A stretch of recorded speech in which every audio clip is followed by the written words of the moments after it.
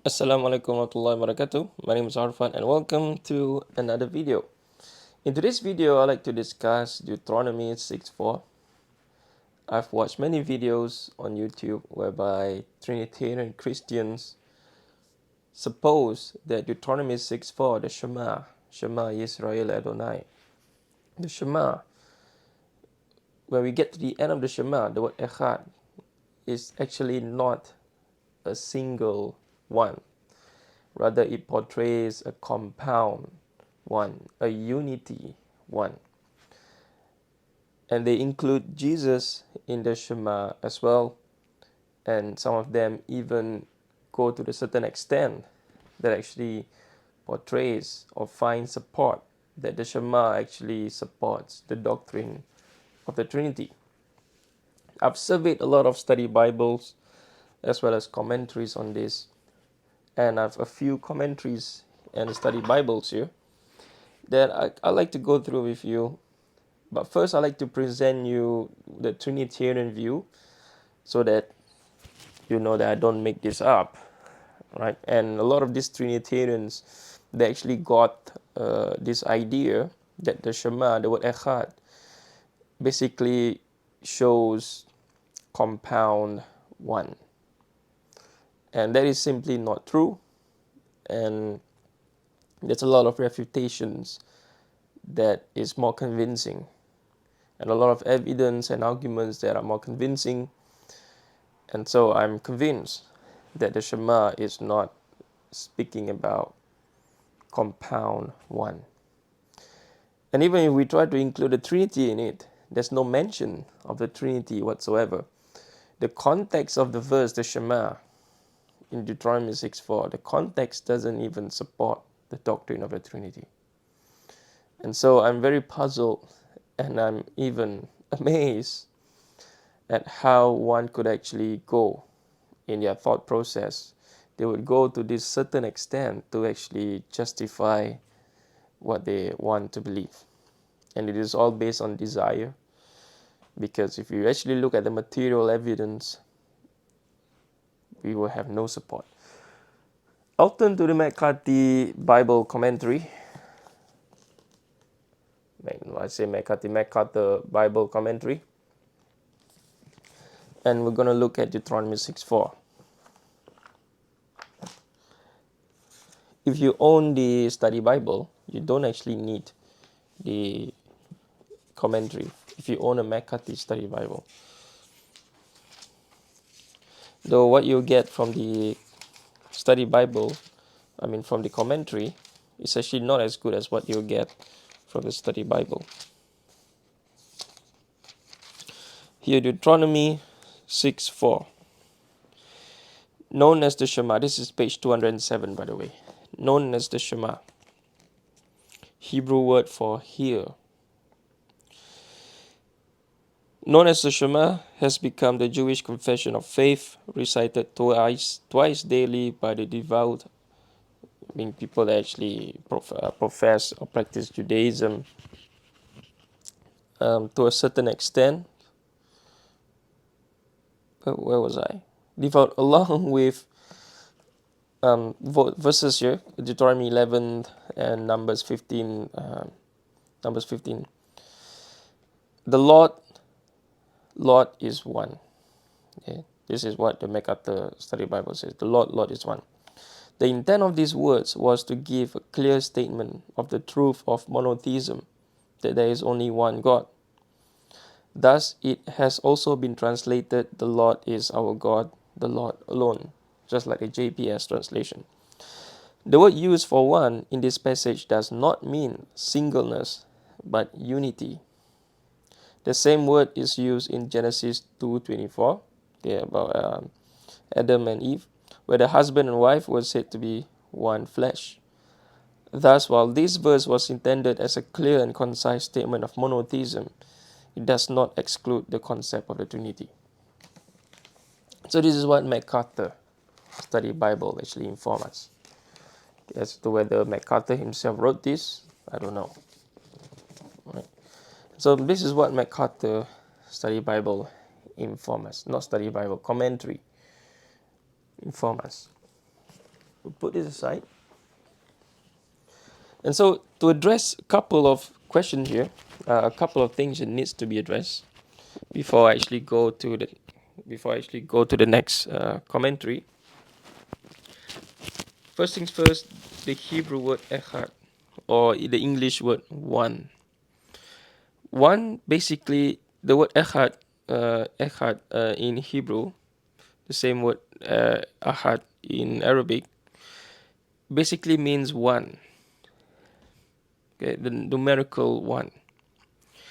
And so, in the example that the argument that the MacArthur Bible commentary has put forward is that because Adam and Eve, they're in Genesis 20:24, they say that they will become one flesh, and so that means one here doesn't mean singleness; it means Adam and Eve. So it allows this to be multiple persons within the oneness, hence compound one, the argument. And this is false premise. This is a clear misunderstanding, on purpose, deliberate misunderstanding. Because the word one in English, numerical one, it basically just means numerical one. It is a number. There's only one apple. There is one grape. There is one peach. There is one microphone. There is one camera. And so, in order for us to make the word one means that it contains multiple things inside, like there's one phone, but there's multiple electronics that goes inside this one phone. Or there's one human being here, but we have arms and legs. Okay, but there are arms and there are legs. And so all these, it doesn't really mean one. But this is a misunderstanding. There's only one human being. And a human being consists of hands, nose, eyes, legs. And these are the qualities that makes a human being. And so that does nothing to do with the word one. And so suppose we go that Adam and Eve, okay, the wife and the man, the husband and the wife, as it's been translated in some translation here. I almost kicked my phone. The reason that the word one is able to work in Genesis 24, 2:24, it is because of the context. God is saying to the man and the wife that they should be one flesh. Right? Basically, God is telling them that you should be one. That doesn't say anything about the Trinity. And the fact that numerical one works here serves its purpose, that God is telling people to be one. Just like the pastor is telling the church. Church basically means congregation, gatherings, to be one. And so it has nothing to do with the numerical one. The numerical one basically is a numerical one. And so we don't say that there's only one pair. We don't say, there's multiple cells in it. There's multiple organisms living in it. And if it's a rotten apple, there's multiple worms living in it. No, we don't say things like that. Even though we could, but we don't say things like that. Because we understood that the word one means one. Like, for example, a bunch of apples. How many bunch are there? One bunch of apple. A bunch of oranges. How many bunch of oranges are there? One. A basket of bananas. How many basket are there? One basket. And so the word one doesn't mean that there's compound one. What gives it compound is the context. How many oranges are there in one basket? Could be 10, could be 2, could be 1.5. And so why stop at 3? You get the argument here. And so the numerical word one basically just means one, and which is why it works in the Shema. And it makes no sense to impose the doctrine of the Trinity into the Shema, because the doctrine of the Trinity don't exist when the Deuteronomies were writing the Shema. and so and so this is an argument that doesn't make sense. Okay, what the Trinitarian put forward is an argument that doesn't really make sense on all grounds. Language-wise, it doesn't make sense. Historically, it doesn't make sense. And so this is an argument that actually falls on itself. All right. With that being said, let's survey another evangelical literature, the NIV Study Bible. I need to get a stick here. The NIV Study Bible, and we'll turn to the Shema, Deuteronomy 6:4.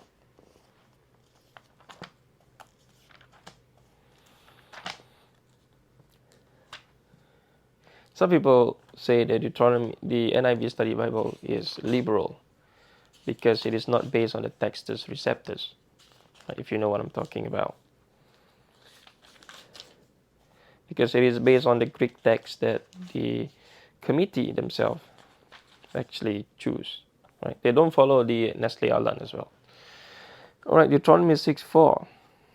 This passage in Deuteronomy, along with other passages, is known as the Great Shema, the Hebrew word for here. It has become the Jewish confession of faith, recited daily by the pious on every Sabbath day in the synagogue. This is page 283, by the way.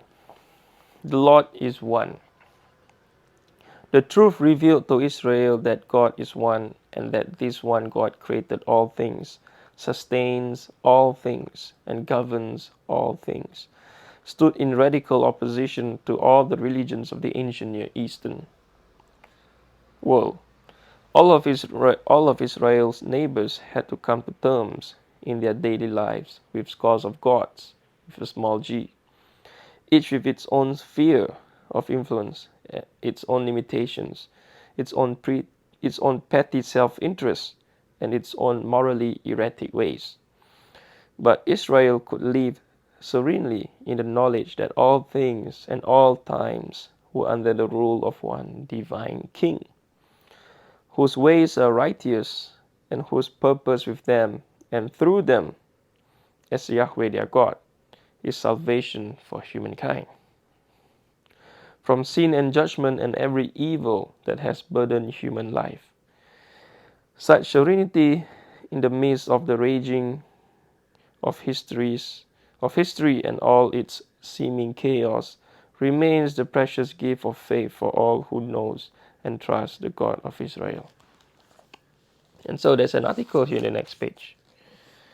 The second half of verse 4 can be translated at least four ways, as the NIV text note indicates with its three variants to the text itself. The problem is that the Hebrew contains no explicit verb, but simply juxtaposes the four words for Yahweh, our God, Yahweh, Echad, one. Throughout Jewish and Christian history, this half verse has been understood as at least teaching some form of monotheistic belief. Okay? Please pay attention to the words being used here, some form. Right? What is that supposed to mean? Some form of monotheistic belief. How can it be some form of monotheistic belief? This is a contradiction. Because monotheistic basically means belief in one God and negating the existence of the other gods, okay? Which the passage in Deuteronomy does not. But the passage in Isaiah 44, I think 42, does negate the existence of the other God. Because the wording down there as being used by Isaiah is different than Deuteronomy 6:4. But that is for a different video. Where was I? There is only one true God in the universe.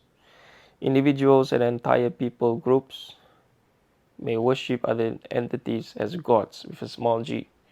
And there are certainly angelic and demonic beings in the world, but there is no other creator of the universe. Yeah. This is what the NIV committee is telling us. The translation, the Lord our God, the Lord is one, suggests a second meaning, however. Yahweh is himself a unity, a single and unified being. This means that he has integrity and is single-minded in his purpose. He can be trusted to carry out his plans and keep his promises. A different Hebrew word for one, which is Yahid, then is used here could pose problems for the Christian doctrine of the Trinity, because it can refer to undifferentiated unity. But the term actually used in the text, Ehad, allows for differentiation within unity. That is not to say that Moses consciously taught Trinitarian doctrine here, merely that the word allows for it when the New Testament later teaches it explicitly.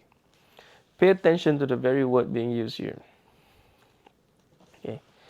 It says here that Moses did not teach the Trinity, but it uses the word that it is not necessarily so that Moses taught the Trinity.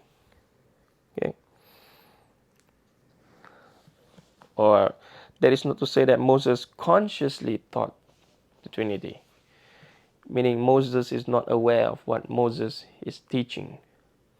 In other words, the NIV committee here is trying to say that Moses is not aware of what he is teaching. He's not consciously teaching the Trinity, basically to show that Moses he's making a mistake, right? He's not aware that he's actually teaching the Trinity. And so these are the things that, to this certain extent, that people who actually want to convey their beliefs to the other people, or to try and enforce their beliefs, that they would even impose that one of the mighty prophets of God is not aware of what he's teaching. Right?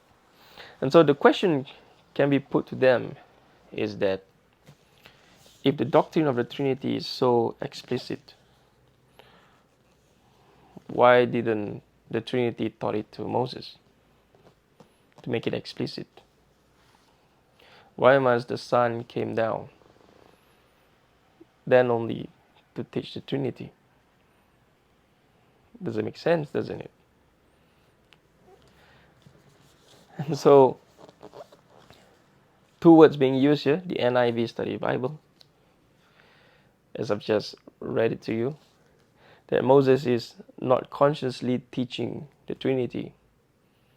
And then later on, it became explicit during the time of the New Testament, so to speak, right? According to the argument here. And early on,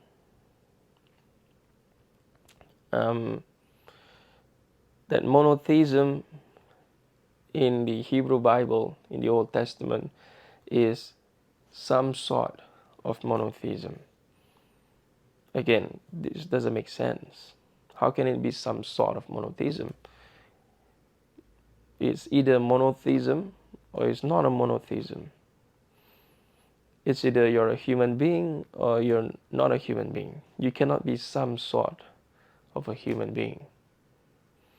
So the language that they're trying to use here, you should pay attention when you're reading text. Any text that you read, whether evangelical text or liberal text, or whatever text you're reading, you should be paying attention to the wording being used here. Because these are subtleties, these are clues. These are the details that you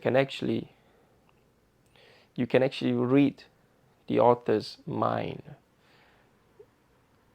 just by focusing on the details here. So details and subtleties are very important. Okay? The author here is trying to portray himself as somewhat adopting the more historical method, so to speak, But actually what they are trying to do is that they are trying to undermine the historical method, though they are not explicit in what they are actually saying here, right? And so we'll leave this aside. And now let's turn to the Moody Bible commentary, right? Moody Bible Institute. This is their Moody Bible commentary. If there's nothing more evangelical, if there's everything that is evangelical, it is the Moody Bible, right? And you'll be surprised. You'll be surprised here when I read this to you. We'll go to Deutronomy 6:4, as usual. And you'll be surprised. Page 277, 6:4. This is one of the key verses, key verses in the entire Old Testament. It has been designated the Shema, which comes from the Hebrew word hear. The summons for Israel to hear is stated here for the second time in the book, and clearly is meant to cause the nation to pay strict attention and obey the instructions of this passage. This verse is the core credo statement of Judaism, yet it is challenging to translate because of the number of ways in which the Hebrew can be understood. The first words can be interpreted as either a predicate statement, meaning a verb giving a quality of a noun. The first words can be interpreted as either a predicated statement, the Lord is our God, supplying a helping verb, is, right? The verb to be, is, are, The predicated statement is unlikely here, since the clause, the Lord is our God, is not likely to be understood that way in any of the 21 uses in the book. Basically what it means is that the Lord God, meaning the Lord has quality of a God, right? This is what it means by the predicate nominative, the qualitative quality. For example, I am, Lord, for example, meaning I have the quality of a Lord. I mean, that is a poor example, but you get what I mean, right? Next. The real crux is whether the last word in the verse is to be translated as an adjective, one. Okay. The Lord is one. Or as an adverb, alone. The Lord alone. Okay. Either translation is possible, and perhaps this is a rare instance of intentional ambiguity to allow for both notions. The wording, however it is translated, would imply monotheism. Either of the two translations, whether the God alone, or the Lord alone, or the Lord is one, it implies monotheism. The wording, however it is translated, would imply monotheism, and other passages in Deuteronomy support that notion as well. If it is an adjective, one, meaning there's only one God, adjective, then this would allow for the doctrine of the Trinity, since elsewhere in the Pentateuch, the Hebrew word echad can designate a compound unity, as in the case of the two people, Adam and Eve, being one. Just like the MacArthur Study Bible suggests. MacArthur Biblical Commentary, Bible Commentary suggests. In light of the immediate context of Deuteronomy 6, it may be better to take the last word as an adverb. Okay? The Ten Commandments clearly call for the worship of God alone. No other gods before me. And verses in the immediate context elaborate further on worshiping Him exclusively for His uniqueness. And listen to this next statement. Although the doctrine of the Trinity is an important truth, okay, listen to the wording here, important truth. It does not seem to be the focus in this verse. Does not seem to be the focus in this verse. In other words, it doesn't even cross the mind of the Deuteronomists to say that this verse actually is talking about the Trinity. And so the Moody Bible here, Moody Bible commentary, at least is honest in this passage, at least, right?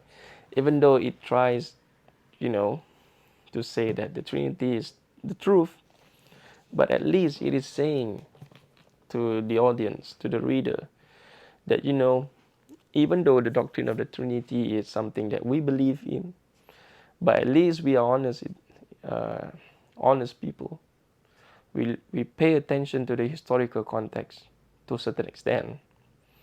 And, the Deuteronomists could not have even thought of the Trinity because it goes against their entire scripture. It goes against everything that they believe. In other words, Jews never ever thought that God is three persons, one being, i.e. the Trinity. And kudos to the Moody Bible team, actually. The most evangelical commentary, in my opinion. And even if you are in pursuit of Trinity, in trying to prove that the Trinity is the truth, but at least you are doing it by giving precedence of the historical context.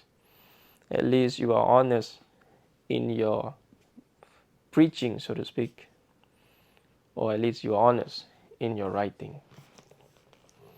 And so kudos to the Moody Bible, but as we look at other passages, you'll not see the consistency.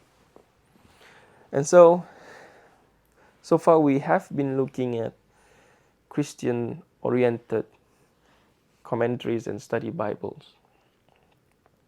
It is always very important, if we want to be academic, that we should go back to the commentaries of the people that actually are recipients of the text. I'm not saying that the Jewish Study Bible is accepted by the Jewish community. In fact, they prefer the Art Scroll and the Chumash. But the Jewish Study Bible by Oxford, and we'll go to Deuteronomy 6:4.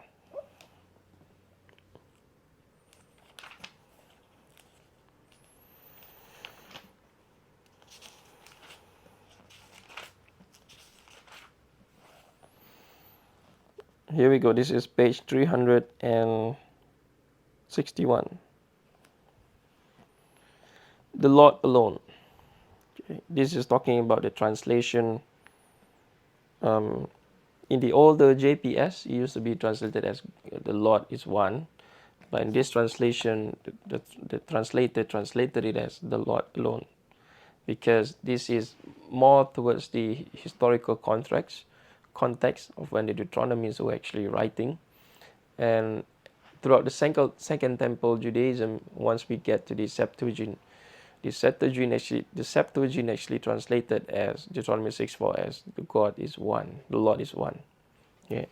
But in the context of the Deuteronomies, if you know what I'm talking about, the Deuteronomies, the one that actually wrote the book of Deuteronomy, it is more plausible that the worship, they only believe that there is only one God.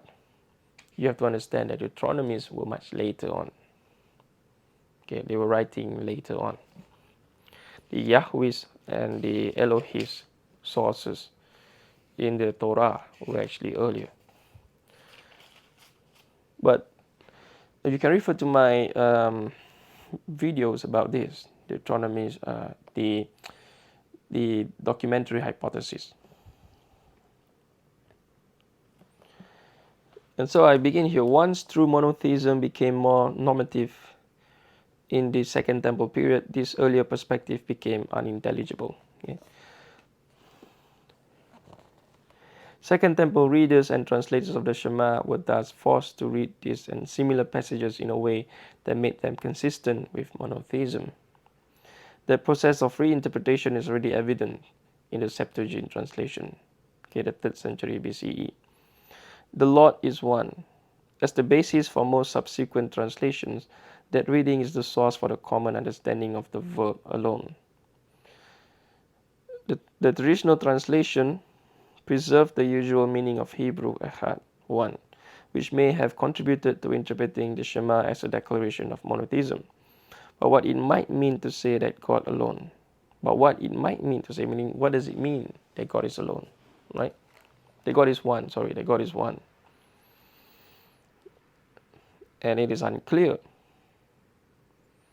since this is not the same as affirming that there is only one God, as the book of Isaiah, okay, Isaiah 44:6.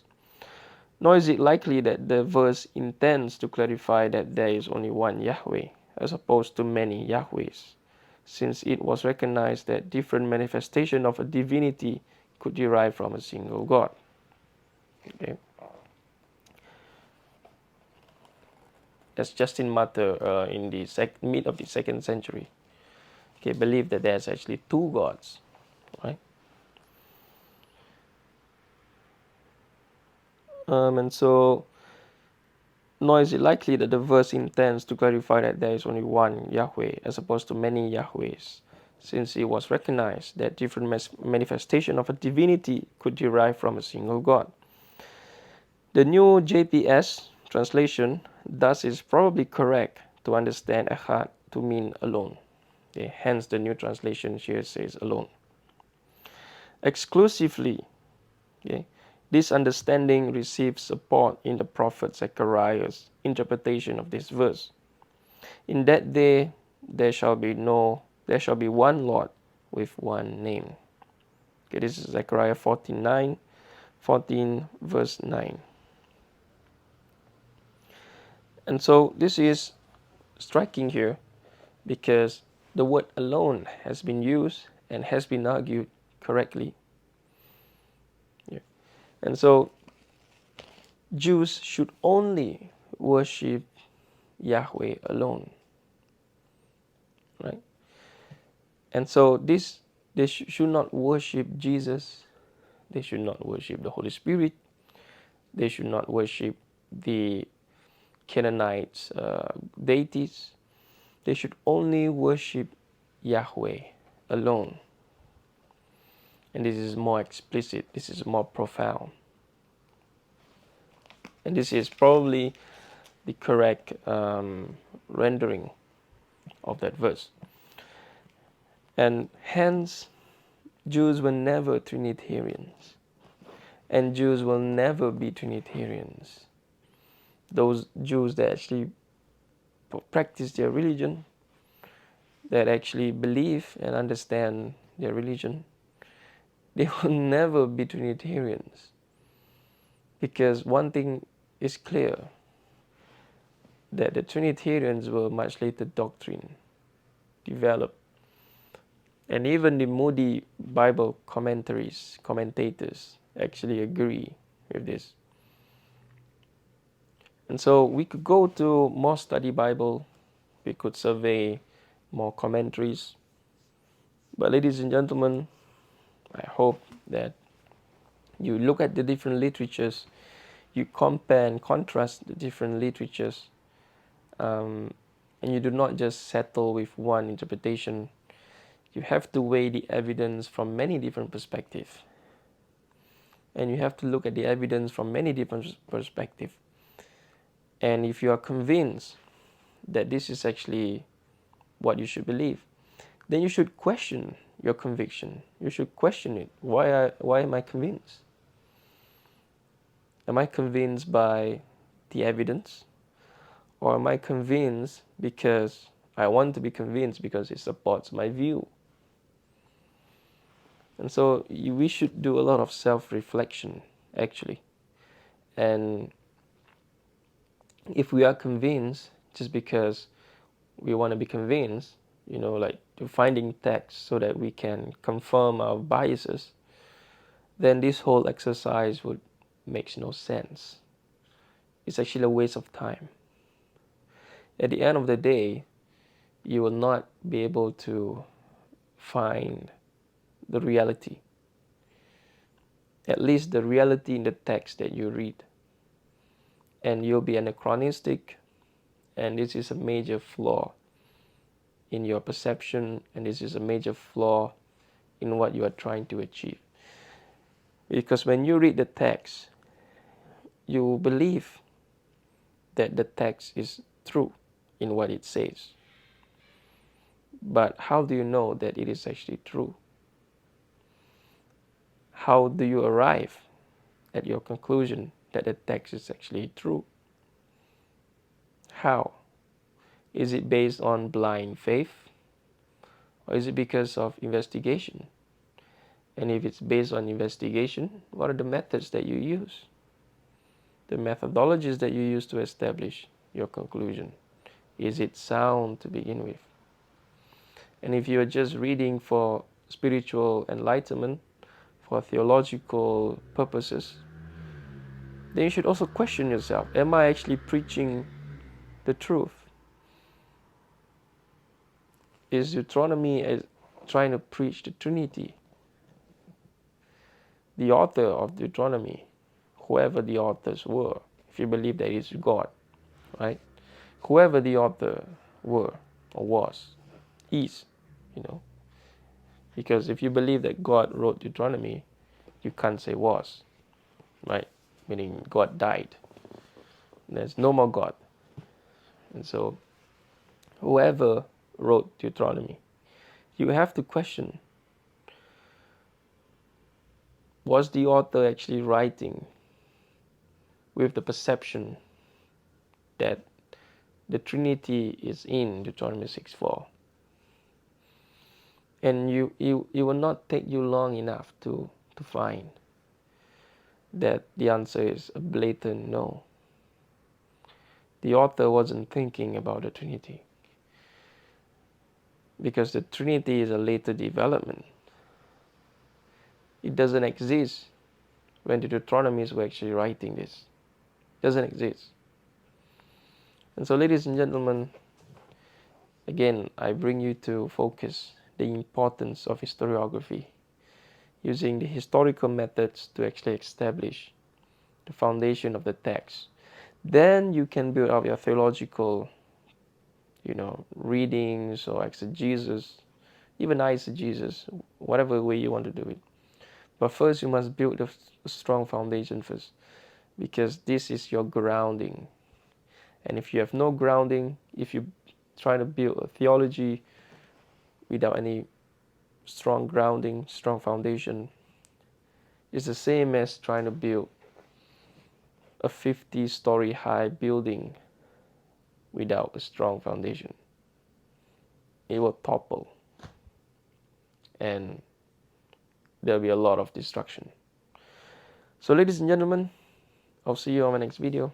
Assalamualaikum warahmatullahi wabarakatuh.